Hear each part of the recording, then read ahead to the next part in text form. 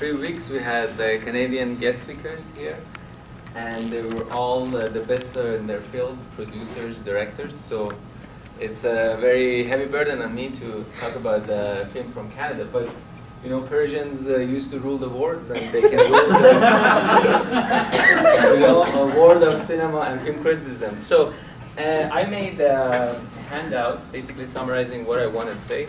There are many things on it that I would refer to, and hopefully like by the end of my presentation you have a better sense of the film. I wanted to show you actually 3 of this director's other films, but it seems that Adobe is still downloading, so just a disruption. But like I'm just gonna jump into what I want to say and tell you a little bit more about different aspects of. Okay, so it was mentioned to some extent the loss of father by Amir. So I want to tie the events happening in this family to the politics and history of Quebec in this film, and tell you why this director chose this topic and how he presented this and similar topics in his other films. So you see the Quebec flag and the Canadian flag split, showing the dual identity of Quebecers, and he's in the middle. And let's see what is the connection between him and the other issues. So I'm just going to give you a brief overview of Canadian Quebec cinema and history. I know that the other 3 presenters too, especially 2 weeks ago, gave a good idea of like how Quebec cinema evolved. But like I want to emphasize a couple of other things. I will tell you a little bit about the biography of the director and the scriptwriter. And later I will analyze the film, and hopefully I can analyze it by the scenes. And there are discussion questions that we could have, and some extra readings, as always. So let's discuss a little bit about Canadian cinema. It's a very broad field. We could look at the films from different provinces in the prairies or west, but we're going to focus I'm going to focus my presentation on Quebec cinema. And you saw that in the first establishing shot of the film, you saw that the camera actually zoomed in into that rural city. So the director was actually saying that I just want to focus on this area. This is my target area. This is the area that I want to film. And that was, I think, a smart move by him, focusing on the that rural city and everything happening in the family. So you know about Lumiere, the French guy, and Edison, who was Canadian. And then it's interesting that, as far as I read, the first picture bureau was established in 1917 by Ontario government. It was, I think, as far as I read, more for the purpose of like ethnographic work or getting to know the lifestyle of like rural Ontario, as far as I read. And long time after that, in 1939, we have the establishment of the National Film Board. So I'm just gonna jump a few years to 1950s, and this was something that Seth Feldman mentioned about Cinema Vertier, and I had a clip about, like a short clip about an anthropologist becoming director, filming in France, very documentary style, showing the early examples of Cinema Vertier. Basically like documenting people's real life, very realistic, and this had a great influence on early Quebec filmmakers, turning into documentary as a mode of filmmaking. So then we have, after the establishment of NFB, we have the Canadian Film Development Corporations, followed up by Telefilm, and they wanted to stimulate domestic production. And one of the things that the presenter last week was mentioned was the fact that I think in 1960s, in mid-1960s or early 70s, there were 500 films screened in Canada, and none were made by Canadians. So you can imagine the extent of the drought in Canadian cinema with respect to production of films and distribution of films. It was mostly dominated by Hollywood, so Canadian, filmmakers or people who were in charge, they wanted to stimulate the film industry, and they developed another organization, it was pretty clear from the presentations in the last 3 weeks that English Canadian cinema is still dominated by Hollywood. So that's why, especially through this film, we could analyze the French Canadian cinema and what is the attitude of this film towards how this cinema could be well presented, and especially present the Quebec culture in a very authentic way. So very brief overview of Canadian cinema. So now we're going to Quebec cinema. As was mentioned about the role of Catholic Church, so it wasn't very visible in this film, but Catholic Church actually had influence on Quebec cinema. Basically censoring the content of the film till 1960s. There was an age limitation, so people who were I think under 18, they couldn't go to the film because the Catholic Church was banning these young people going, but this was revoked. So the age limitation is gone now. It was, I think, removed in 1970s. And Connie, when she introduced her proposal, she was mentioning that National Film Board moved to Montreal in 1957 and had a French wit, obviously. So I'm not going to talk about that much the rest of it. So we could analyze Canadian or Quebec cinema in 80s, and afterwards toward the recent time, and see how Quebec cinema evolved. But the focus of her proposal was 1970s and 1980s, and that's where I'm going to focus. So this is the area that I'm going to focus. We could talk about Denis Arcand and other recent directors from Quebec cinema, and just tell you that I think 2 years ago we watched another Quebec film here, Bon Cop, Bad Cop, and this grossed $13 million. So you can imagine that Quebec cinema is also moving toward commercialization and the other facets of commercial cinema. Okay, so I want to tie this to Quebec history and see how we could connect this, the political and the politics in cinema. So as you know, Quebec has been one of the provinces in Canada since the Confederation, and there were many conflicts between the central Canadian government and Quebec government, especially on the issue of conscription in World War I and World War II. And it was mentioned even last week during that screening of the apprenticeship of David Kravitz that Anglophones were dominating the economy in Quebec. So this is something that we need to understand. And also about Maurice Duplessis, who was a Quebec premier and a nationalist. And his premiership, which lasted for a long time, and Quebec was undergoing a very dark age in that time. It was during his time that I think Quebec started to change, and after him, and it's mentioned La Révolution Tranquille, the Quiet Revolution, which was a social revolution on the scale of magnitude, and Quebec transformed after that.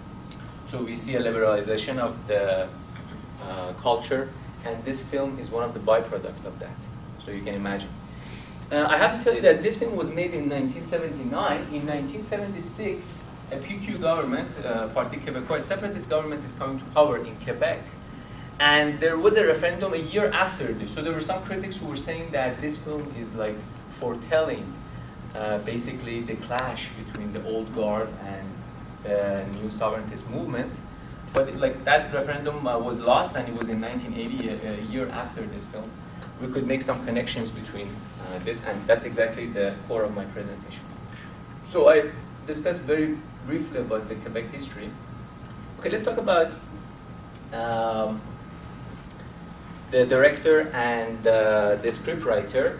So it wasn't the only film that, this wasn't the only film that they worked together. After this, 3 years after, they worked on another film with the same theme. And I have to tell you a little bit about both of them. So with Mankiewicz, Kai mentioned to me before the presentation that he was actually Jewish. He came from a very artistic family. What he did was he went to London to study geology, not cinema. But things changed. I mean, he went to film school there, and then he came back to Canada. He started to become an assistant to one of the French directors, and he learned the technique of cinema with that director. I have his name here. And then he started to make films. I mean, that's something very short biography of the director. And then talking about Réjean Ducharme, a very eccentric character in Quebec literary circles. So he's not seen that much in Quebec. Let me show you them. So this is him. Not much in public. So if you read his novels or his plays, it resembles very much the script of this film. He has interest in showing the adolescent life, protagonists or antagonists who are very uncompromising, rebelling against their traditions, rebelling against the norms of the society. Very, very, very noticeable in his plays, in his writings, and the script of this film was actually like another work of him in that genre. So how did these two guys meet, and how did these two guys get to know each other? So it was interesting that actually Réjean called Francis and asked him that if he wanted to cooperate. So it's going back to, I think, 1978. And Francis didn't know him, so and he didn't call him directly. So there was an arranged meeting between them in Quebec, and Francis was working in Toronto because Montreal. I mean, for some reason, everything was stagnant. The film industry was stagnant. So he comes back to Quebec. They have some meeting, and Francis tell him that could you send your transcript to me, and he's going to send the first draft of the transcript to Francis. And then he looks at it and he makes his comment and he says, that's good, that's something that I like. And returns it to him, and he revises it and sends it back to Francis, and he takes a look, and there's a constant dialogue between the script writer and the director, and finally they finalize it, and this is their basically joint work together, like these two. And you see let me see if I have, this is the director, and he's the scriptwriter.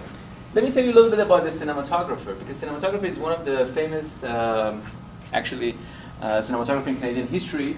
He directed a film called Les Sourdards, if I'm pronouncing it rightly. Les Sourdards. Yes, Les Sourdards. Which you're going to see next week. Next week, yes. In 1974, it's about actually the October crisis in Quebec. He was very political. And I have a quote from him that, because you would see next week about that film and his interpretation of what happened in the October crisis in Quebec. And, he presented that story from a very different angle, from a very radical angle, contrary to what most Quebecers and most conservative Anglophones thought of that event. So you see the assembly of the best in this film. So you have a very good writer, a young talent, right? And if I have the other writer, I will show you his first film. Let's see if this is actually, yes, okay, I can show you now his first film, that this is his first film. So, this is not loading. Okay, I'm going to share this with you later because it seems that it's not working. But you may think that, is this the only film with this Gothic structure? And the answer is no. In his first film, which was made in 1973, and it's actually, I think, here as well, it's a story of a young child again, and three male adults. They're going on a hunting trip. And what happens is that at the end of the film, exactly like this film, one of the male adult character, would shoot the other character, right, in front of the child. So you see that in his first feature film, you see a tragedy. right? And the main, one of the main, character in the film, which is a male, would die because of that hunting accident. So he makes other films in between. This is his second, major breakthrough. Again, in this film, you see at the end of the film, the male character, which was, as you noticed, had a lot of flaws, right? He was, pretty much drunk all the way, wasn't tolerated by his family, even though, Michelle tried to take care of her. But basically, a very flawed male character, again, dies. I could show you another film of him in 1982, same story. So in that film, you don't have, so in this film, you didn't see any father. Father was absent. In that film, you actually have two sisters, one living in that house, one coming, and a father who is very dysfunctional. And at the end of the film, what happens is that the father gets maniac and kills his horse, and one of the daughters commits suicide. So, and there's another film of him in 80s, basically having the same theme and structure.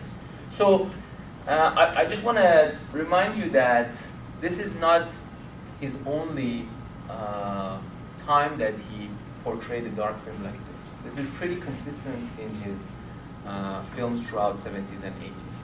So, this is a question that you can always bring up for yourself. Does he have the signature of an author, like a Quebec author? Because watching his films, the series of films that he made, it's pretty clear that, yes, indeed, yeah, he has common themes in his films. He's following an agenda, to some extent. So, a little bit about the director, the cinematographer, and the scriptwriter. Okay, so I didn't, focus on the part that I put in the handout about Quebec Cinema. So this part you can read by yourself. And I'm just going to start analyzing the film. So let's talk about the setting first. As I was saying, the establishing shot takes us to this rural setting in Quebec. And you notice that most of the film is shot in that house, which is a very claustrophobic atmosphere, or in the car, or in a closed space. How do you interpret that? That shows suffocation. That shows a sterility. That shows a place that nothing can grow. If you want to analyze the film from that perspective, how the space reflects the theme, it's pretty clear. Manon is always in the car, sitting by herself. So let me turn on the light. I can't show you, but I can draw it for you. If you notice, there are a couple of scenes where you have the main character, if you want to analyze the mise en scène. So either it's Manon or Michelle in the frame, right? So the background is dark, right? And so you have the color contrast. I could show you a couple of scenes. I don't have it, but so the main character, either Michelle or Manon, is standing there by themselves in the frame, and it's not just one frame. You have a window here too, and you have so it's showing again this escapement, that the character is enclosed in that space. That's a very smart move by him to show that these characters are jailed in their own settings, right? So that's one aspect that we can talk about. Okay, so how about the main characters? How do we analyze the main characters? I think you're familiar with the Electra complex, one of Freud's idea about interpreting daughter and father relationship. This is actually anti-Electra, because in Electra, the daughter is usually having some animosity towards the mother. This film is exactly the opposite. And there's a connection, affinity between Manon and Michelle. So how could we interpret that? What does it show in the absence of father? That's something that discuss. So I'm gonna, if I have space here, I'm gonna write the name of these characters. So T guy is the drunk guy, and you have Manon,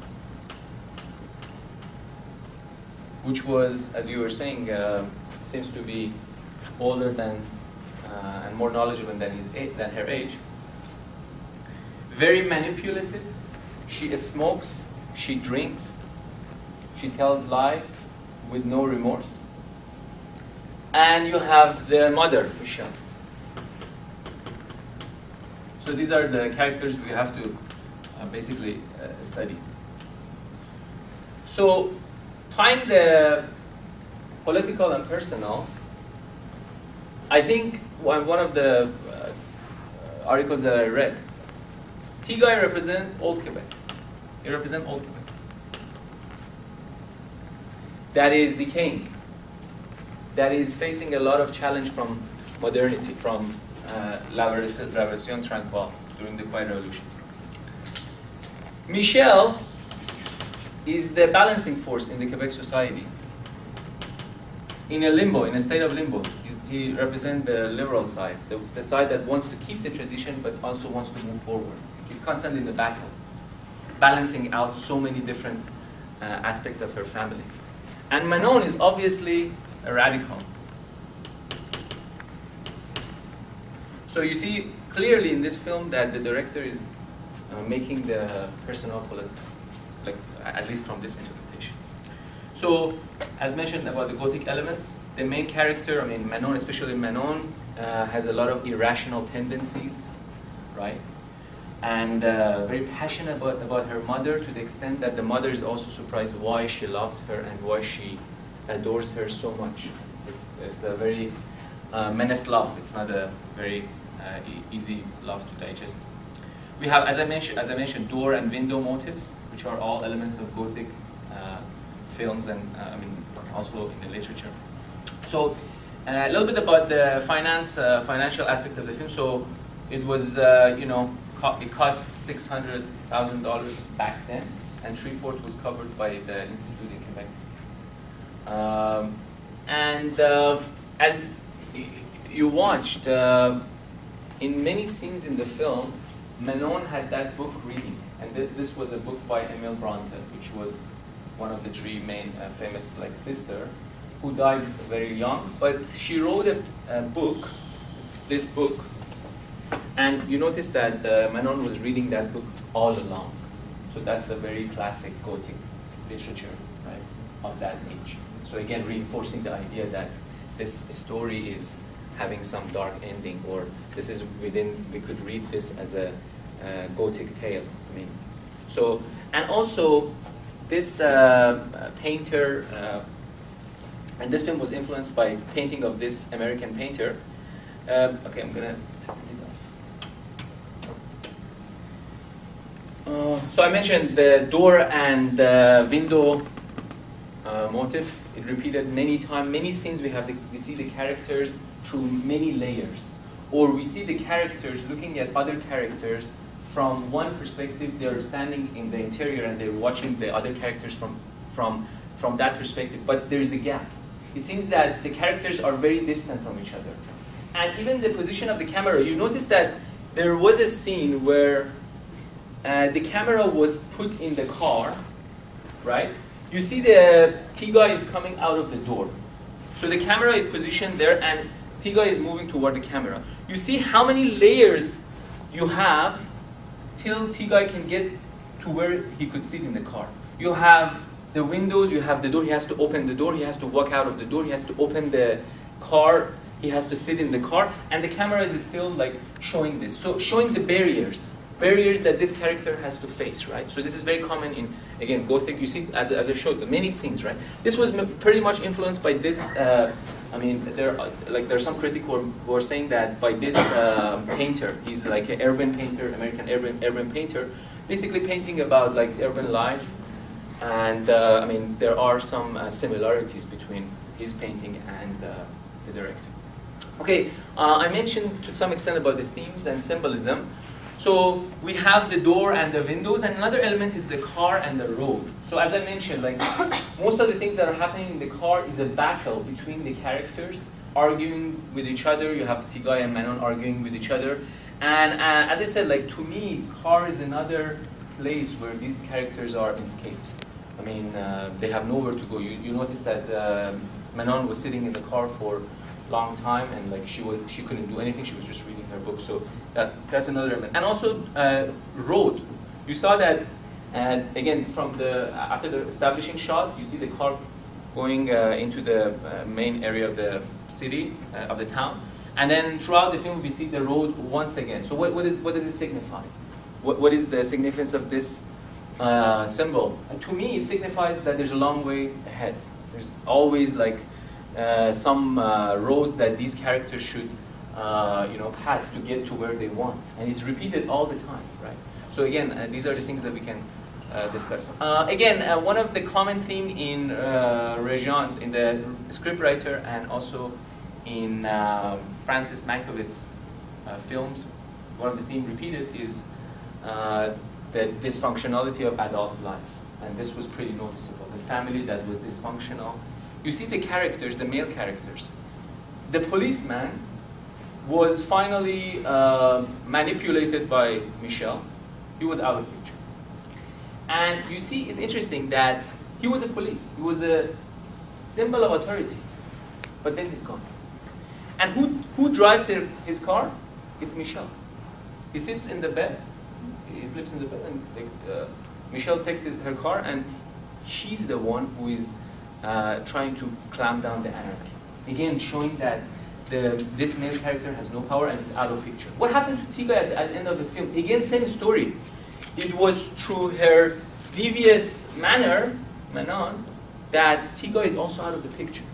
How about the other male character? What is it called? Like the mechanic. He's a hedonist. He wants Michel just for having a good time, pleasure. So you see that in this specific film, all the male characters are somehow dysfunctional. Again, reinforcing the idea that, as I was trying to make the connection between the personal and political, that these are representing the old Quebec. These are the force of tradition, and they're going to be kicked out. Right? This is one of the ways that you can interpret that. Child hysteria.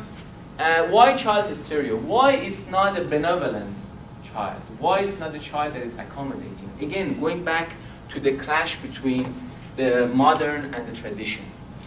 If you study the Quebec history and the premiership of Duplessis, it was a very bad time, right? We faced it in Toronto, like there were some dark time in our history too.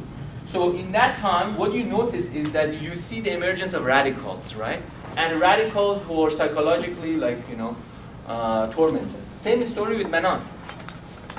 That's why Manon is having so much affinity towards her mother, because she doesn't. And you see, in one of the dialogues, she said, I think it was one of the characters asking her, "Do you need a father?" And she said, "No, I don't need a father." Right? She wants to rely on her mother to go ahead. Another aspect, class inequality. I think this is something that was pretty noticeable. You notice that Michelle had a pan. She had a pan, but it didn't have it didn't have a bottom at the top. So it was it was showing that she's constantly have to face these issues, right? She doesn't even have a decent clothes to wear. And you see, there was a character in the film, Madame, the rich. Yes, exactly right.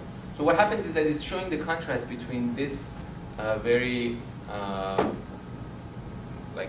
proletariat family and the wealthy families of Quebec. So showing the contrast, and we could talk about homoeroticism in the film, but I think that's not the angle that I want to get in. We could talk about that aspect too.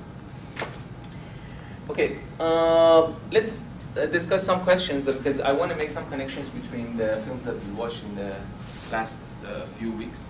So first of all, the title of the film suggests what? If you translate it in English, it's called Good Riddance. So what does it say about the film? Is the director sympathetic towards Tigay's fate? Is he trying to say that you know, this is the way to go for Quebec society. We have to get rid of our tradition, right? It's very interesting that if you translate the film's title, it's kind of conveyed the message that, to me, it wasn't actually tragic that much. Second thing is that, like, as far as I was studying this, you have never seen in world cinema, a young cinema as much as Quebec Cinema, in which the directors, the first generation directors, are so bluntly self-examining their own culture. So bluntly. You see in the work of him. And actually in 1980, there are some other directors who take it to the next level, which means that in the film, I have like the name of some films from 1980s in Quebec, that they commit suicides, the characters commit suicide, right? It's so even more tragic than this. So it's very interesting why in Quebec Cinema we see this phenomenon, that these directors are so blunt with respect to criticizing their own culture, right? You see that the ending of this film, which was pretty tragic, right? The next thing is, it's interesting that at the end of the film, we have a very interesting montage. So when Tigay decides to commit suicide, we see him dreaming about that character, that lady, right? So what could it signify? Because you remember in Mon Uncle Antoine that it is not that one of the adult character, but it's the child who's dreaming. Dreaming about what? Dreaming about that lady that he was trying to, glance through that hole. Remember that, right? So is there a connection? Like, so how do you interpret that dream sequence? Because it seems that it's repeated. It seems that these characters, they want something beyond this world that they can't get. They want something, and again, it reinforces the idea that whatever is the setting, whatever is the culture, it's not enough. They want to get out of it. That's why this dream sequence was placed there. Next thing is that, what do you think about the view of this director compared to the director that we watched in the first week, Mon Uncle Antoine? Who has a more pessimistic view of Quebec society? Is it a more gradual progression toward a more pessimistic view of Quebec society, anarchical, very dark vision of the society? Because it seems to me that, so Mon Uncle Antoine was made in 1971 or 2, and this film was made in 1979, right? So we could make a connection to see, comparing these two directors. And the last thing is that, as I was saying, it wasn't just the characters. I think it was also the mise en scène, the different elements that the director used, lighting, especially lighting, even though he denies it in the article. Right? He says, no, lighting is perfectly natural. Music, as was mentioned. So I think that the director was pretty smart in terms of putting all these elements together to reinforce the idea that something is wrong with the culture, something has to change, right? So I mean, there are some suggestions. This was a good article that I read, and there are actually some films about Quebec cinema industry you can watch in NFB, National Film Board website. And there are 2 film suggestions that I put here as well for you. Okay, so that's at the end of my presentation, but I want to leave you with some questions at the end. Questions different from what I put here. One is that, as you remember, Seth Feldman in the first week. So he started to claim that film, Mon Uncle Antoine, has a universal message. That film was not made for local Quebecers. Same question here. What do you think? Do you think that this film is a locally made film, only suitable for that era in the Quebec culture? Or you can extend this? Because you see the element of jealousy, you see the element of family dysfunction, which is pretty universal. So how could we differentiate between the universal and particular? Because that's something that to keep in mind. Another thing is that, would you consider this to be a good film representing Quebec national cinema? Because one of the things that I want to leave you here is that, and then I need to put it here. It seems that it is the English-French divide that defines the Quebec cinema versus English cinema in Canada. But actually, I think this is a wrong dichotomy. I think that it is the French-Canadian supposedly cinema versus the Quebec cinema. Because Quebecers, when they wanted to separate from Canada, they wanted to establish their own culture, not tied even to France. And you see this reinforced in their films too. They wanted to show rural Quebec, different area of Quebec, influenced by Cinema Verte, as I was telling you, Cinema Verte, documentary style of filmmaking, right?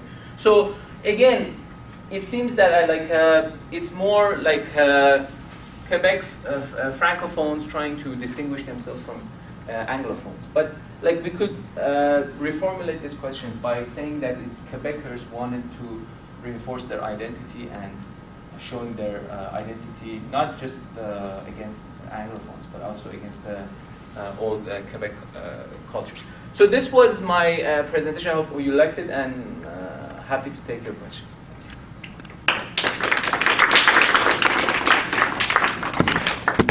Okay, now you can have 10-15 minutes for questions. I'll take the order. If anyone has questions. Yeah, sure. Zari.